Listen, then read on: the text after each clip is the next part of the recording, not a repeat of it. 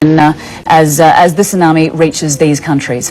Well, the magnitude 8.9 earthquake triggered tsunamis along the coast of Japan, and shortly after the tremors, water flooded this coastal city of Kamaishi.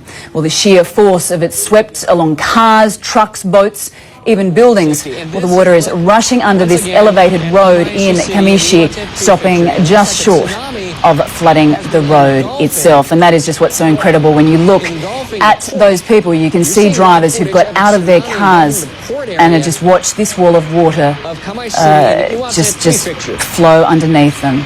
Quite remarkable there. So you have an idea of the sheer size and scope of these waves, and you are now looking at pictures. We want to bring you pictures, I should say, of Sendai, the capital of Miyagi Prefecture. Well, these pictures came into us about 90 minutes ago, and what you are seeing is a massive wave rushing towards Sendai, eventually reaching it and inundating the coast. Well, local media puts the tsunami scene here at a staggering 10 metres high. Well, we now want to show you some of the scenes in the city of Sendai. These pictures here are of the airport, Sendai Airport, and they came into us a short time ago. You can see people standing on top of the building. The control tower is just there to the left of the screen, and these are people who are obviously taken shelter. They've raced to the top of the building as this 10-metre monster wave hit the city of Sendai. This, of course, is a city of some 1 million people. It is in the northeast, and just quite staggering scenes as you can see the wider picture of the cars, of just the water, the debris. We were actually speaking a little bit earlier about the lack of planes. We were seeing whether or not there were planes. Perhaps they had been warned that the tsunami was coming and was able to get the planes in the air, but we can't really tell from that wider picture. But you can see there just the enormous devastation. Well, let's go back to Anthony Chen, who is in Taipei. Anthony. Hello. Hi. Yes, Anna. The Taiwan Central Weather Bureau has issued a tsunami warning for Taiwan. The waves are arriving at Taiwan's northern and northeastern and eastern coastal areas. The cities in eastern coast of Taiwan include Hualien, Taitung, Yilan, and the northern port city of Keelung, which are populated areas with more than 1.5 million people living in these four cities. The Central Weather Bureau said that the tsunami is expected around 5:36 p.m. Taiwan local time and 5:44 p.m. respectively, and another wave to hit the northern Taiwan city port of Keelung at 6:12 p.m. Taiwan Central Weather Bureau issued the tsunami warning at 1:46 p.m. with waves expected to be around 50 centimeters to 1 meter at Hualien. At the moment, the government of Taiwan has set up an emergency group to deal with the tsunami, and they are closely monitoring the situation. And currently, the local governments include Hualien, Taitung, Keelung, Yilan, and the new Taipei city government have cancelled schools and businesses, asking residents to return home as soon as possible and move far away from the coastal areas to protect themselves from being washed away by the tsunami waves. Anna? Anthony, you said that the tsunami wave is expected to hit at some 5:36 p.m. What is the time there now? The time here right now is 5:45 p.m. It's the same time as Hong Kong. Okay, so right, so in actual fact, the wave should have hit the coastline by now. That's right. It's about right now that the waves are actually arriving on the coast of Taiwan. Anna? Okay, and what are the height of these waves? Do we know how high these waves are?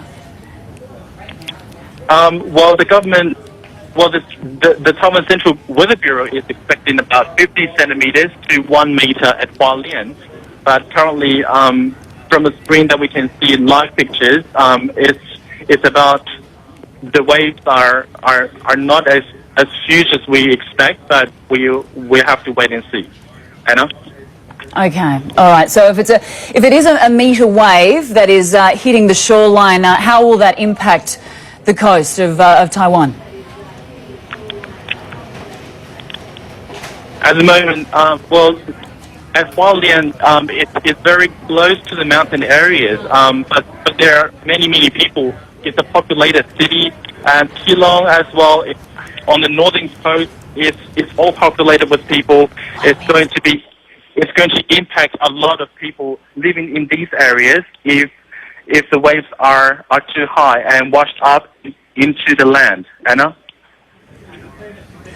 Anthony, what were authorities saying in the lead up to the tsunami hitting? I mean, as you said, the wave has hit some parts of the country, but we know that over the next, some 15, 20 minutes that it will continue to hit other parts of the country. But as you say, we are looking at a live picture there. There isn't a wall of water that we witnessed in Japan. The waves, as your bureau over there has indicated, it would be between 50 centimetres and a metre. So it would appear that Taiwan has perhaps dodged a bullet. Would you say that's correct? Sorry, can you say that again? I couldn't hear the last word. Anthony, it would appear that Taiwan has got away unscathed this time from what we know at this very minute and looking at these pictures of the waves. That's right. The waves are looking quite minimal at the moment, but we don't really know what will happen later if the waves become bigger and bigger later on. Anna? Okay, Anthony. That's Anthony Chen joining us there from ET-TV. He is a journalist monitoring the situation as the tsunami hits Taiwan as we speak. Well, let's bring in our Chrissy Lou Stout now for more on where the earthquake struck. Chrissy. All right, thank you very much indeed, Anna. Let's give you an idea of where exactly all of this unfolded. The epicenter of the quake was out here in the sea about 130 kilometers to the east of the city of Sendai. It took place at a depth of about 24 kilometers. That is very, very shallow. The site, it lies about 373 kilometers from the capital, Tokyo, where buildings shook, the entire population was forced to take cover. And the quake was even felt as far as Beijing, China. But there's no doubting where the greatest impact has been. Now, tsunami waves have affected much of the east coast of Japan, with areas around Tokyo submerged. But the most dramatic scenes we've been watching all afternoon here have been along the coastline on farmland near Sendai. And local media reporting a tsunami of up to 10 meters, that's 33 feet in height here. That's clearly going to have a devastating impact on everything in its path, and we're still trying to understand, get a clearer picture of the total devastation. Now, I want to show you some video out of Tokyo as the earthquake struck this afternoon. This was the scene in our Tokyo bureau earlier on Friday, and you'll be seeing CNN producer Junko Ogura running to her desk.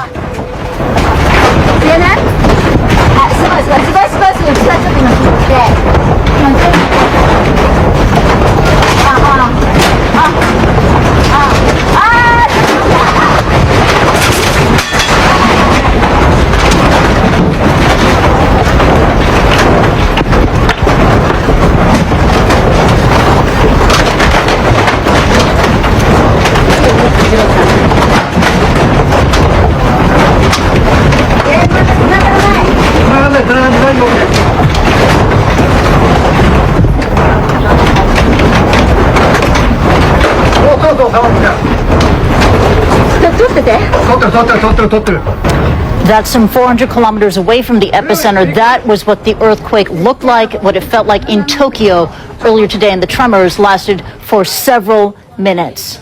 Anna.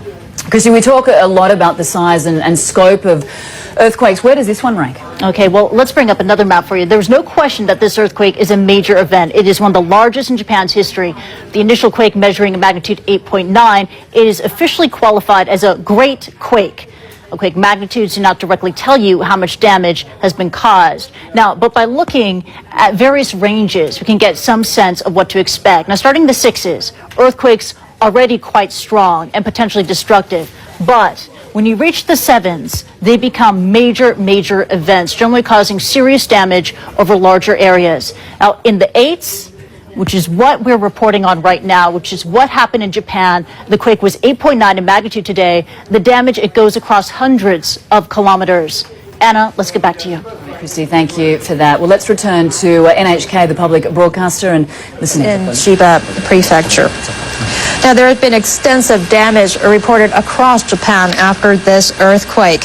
In Miyagi, in the north of Japan, buildings and cars have left submerged in cities hit by repeated tsunamis. That's the footage you're seeing right now. Police say an unknown number of people are missing in many cities where tsunami waves of up to 7 meters tall swept through low-lying coastal areas. Now you're seeing a footage from the Sendai airport in northern Japan. The airport has... Okay, we now want to go to our Ivan Cabrera, who is standing by. Ivan, as we mentioned a little earlier, Taiwan is being hit by that wave. Any reports of damage? Yeah, when you were talking to that gentleman there in Taiwan, he's basically essentially trying to tell you that there's no way for them to know the extent of any damage, and we're not going to know that. The rule is that you have to wait about 2 hours from the initial arrival, forecasted arrival of the first wave. Then if there's nothing happening within that 2 hours or after those 2 hours, then you're pretty much safe here. So a couple hours from now, if Taiwan is no longer or hasn't been reported any damage or any significant wave heights here, I think we're going to be okay. Philippines is next, 10 to 11 GMT, and authorities now we're getting word have evacuated with good reason, obviously here, right? 12 coastal areas.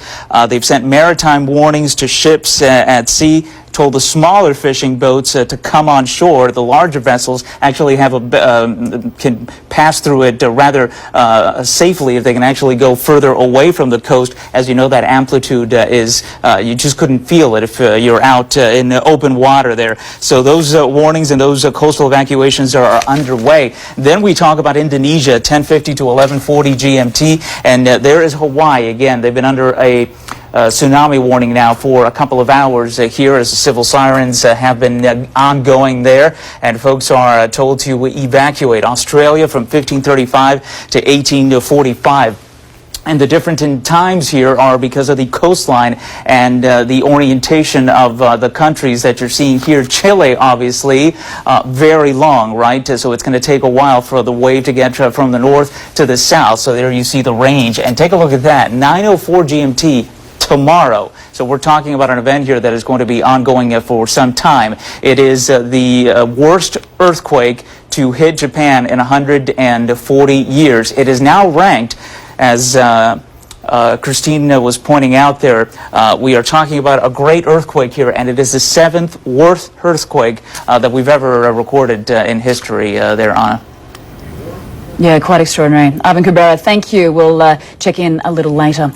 We're now joined on the line by Simon Boxall. He's an oceanographer at the National Oceanography Centre in Southampton on the south coast of England. This is quite enormous, the earthquake that has struck Japan. Give us a bit more background.